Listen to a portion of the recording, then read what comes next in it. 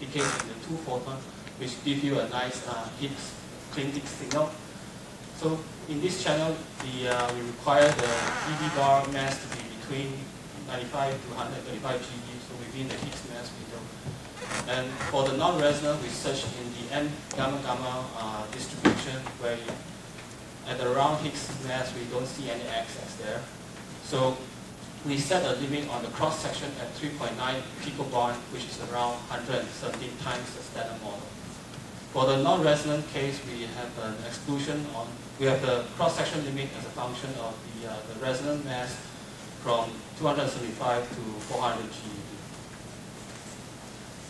For the other analysis is in the WW gamma channel, where we require one of the W decay to electron, muon, and the neutrino, where the other W decay hadronically. So here in this case, the non-resonant and resonance are searched also in the diphoton final state. So for the non-resonant analysis, shown here is the diphoton distribution, where you see there's a slight excess at around the Higgs mass. And using this, we obtain a cross-section at around 25 picobarn, which is around 750 times the standard model. So for the resonance search, they also extract the cross-section limit as a function of the resonant mass from 260 to 500 GeV. So I come to the next channel where both the Higgs decay into a pair of B quarks. So in this analysis, it has the largest branching ratio, but it also has the largest background, mostly coming from the dijet production. So for this analysis, it's searched in the wide mass range from 300 GeV to 3 TeV. And it breaks the analysis into two regions. In the resolved region, they probe the mass below 1 TeV, where they search for the non-resonance and resonant production. For the mass above 1 TeV, they perform a boosted analysis to search for the resonant Higgs production. So the top right plot here shows the 4B final, the mass of the 4B final state. So you see the measured data, and the predicted non-resonance signal is shown by this green histogram here. And for the graviton signal is shown by these two other predicted histograms. And the bottom right here is the invariant mass for the boosted analysis, where here's the invariant mass of the two large cone jets. So you can see the data also agrees well with the expected background. So in the non-resonant search, they set the limit on the cross-section times branching ratio to be below 330 petabarn, which is around 29 times the standard model.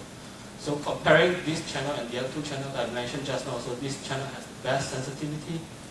And in the case of the resonance search, they interpreted this in the search of the RS graviton, where they have the limit on the cross-section production as a function of the graviton mass, and they exclude the mass region between 360 to 860 G. Okay. So Atlas also estimate the sensitivity of the di-Higgs non-resonant production at the high luminosity LHC run at the set-up mass energy of 14 TeV for 3,000 femtobarn. So for the BB gamma final state, they expect to have a signal significance of 1.3 sigma. Whereas for the BB BB tau tau, they expect an upper limit cross section at around 4.3 times standard model. For the BB, the expected upper limit cross section is around 5.2 times the standard model. So the BB and BB tau tau has more or less the same sensitivity. Okay, now I come to my summary. Oh, okay, I guess I'm going too fast. Okay, so Atlas is re-establishing our Higgs discovery in Wang2, and we are performing more measurements and searching in other channels. So we have performed the partial analysis of 2016 data samples has already reached or exceeded the round 1 search sensitivity for new physics. However, unfortunately, some exciting hints from round 1 and from 2015 data samples are not confirmed in the 2016 data. However, we still have another 20% about 2016 data to analyze. So please stay tuned for more new results in the coming few months. Okay, thank you.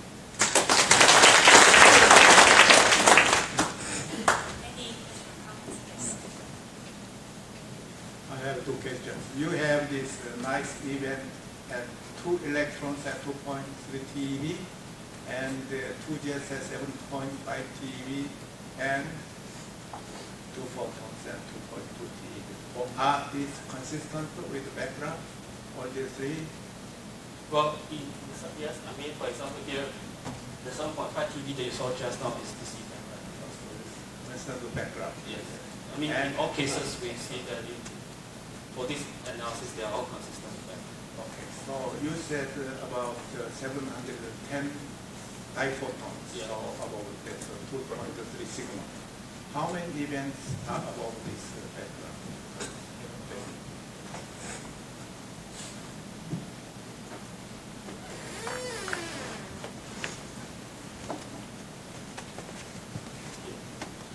So, yeah, you can see this is from the reprocessed 2015 data. So you see there's still some excess here.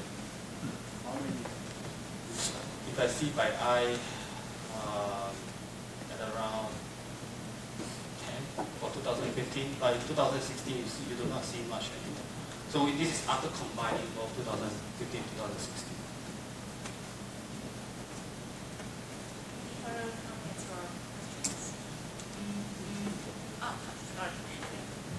For Higgs pair to 4B, you say we need to choose the correct B pair. Yeah. So can you say more about how to choose the correct B pair? So one of them is to look at the angular separation of the two of the B's, and then we try to form different combination of the DB mass. We try to choose the one that is, because we know that they should be coming from the Higgs, right? So the combination that you pick should be close to the Higgs mass as possible. So by doing this and also setting cuts on the angular separation, we try to optimize the selection of the right B pair jets. So you use both the Higgs window cuts and the angular separation? Well, yes. I mean, we try to form the combination of the B pair of the mass that is closest to Higgs mass, and also cutting on the angular separation. Thank you. So I missed your conclusion for the Higgs to BB bar search. And you studied the 3 channels from the VDF and also associated production and also TG bar Higgs. So what is the current combined sensitivity for the Higgs to BB bar, and what is the perspective in the near future? So when will be the sigma? For Atlas, we have not combined the BB bar process yet. We intend to do that after Morion. But for the TTH, you saw that we have the signal strength is above 1. Unfortunately, for the VH channel, it's rather low. But our intention is to have results for Morion for all these channels, and then after Morion, we combine them. Do you think we may reach 5 sigma, combining the current situation? For the VH channel only, the expected sensitivity, we should exceed 3 sigma. But for the observed, I don't think so. Any studies for the other channels like the Higgs to charm, CT bar? Yes, we have this channel ongoing. We hope to have results for Morion. Thank you. So December 15 is coming up next week. Should we expect another exciting announcement at CERN? Not for this year. I mean, last year we had this January, but not for this year.